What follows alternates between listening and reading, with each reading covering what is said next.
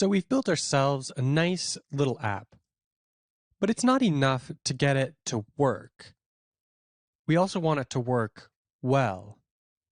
And a huge part of that is making sure that our code is readable and understandable for all of the devs coming after us or ourselves in the future. And generally, in software development, smaller is better. Smaller pieces are easier to understand, they're easier to manage, because big pieces of code are hard to wrap your head around. They're hard to fit all of the code and all of what it's doing inside of your head at one time. Now, the one caveat is that we also don't want our code to become too small. We don't want these pieces to become so tiny that they become tedious and frustrating to manage. We don't want to have so many of them that we're constantly jumping between files and always trying to track down where that piece of functionality is. So in order to do this, we want to split up our code into manageable pieces that we can organize much more effectively. Nuxt gives us a few tools in order to help us do this. We have components, we have layouts, which we'll get to later on in this chapter.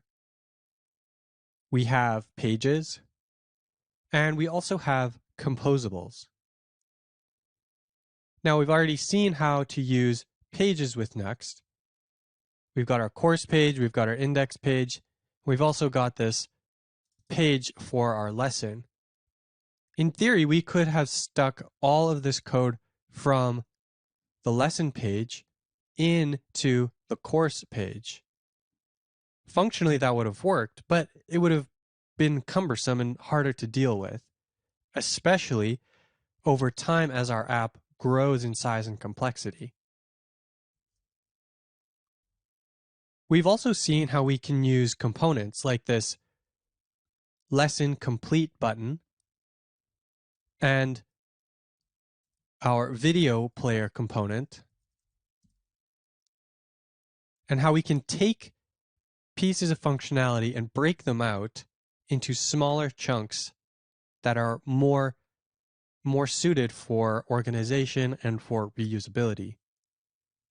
We've also seen a bit about using composables to share logic across our app in different places. In a few lessons, we'll look at how we can take layouts to extract code that's common across multiple pages and how we can use that along with some extra magic that Nuxt gives us to better organize our application.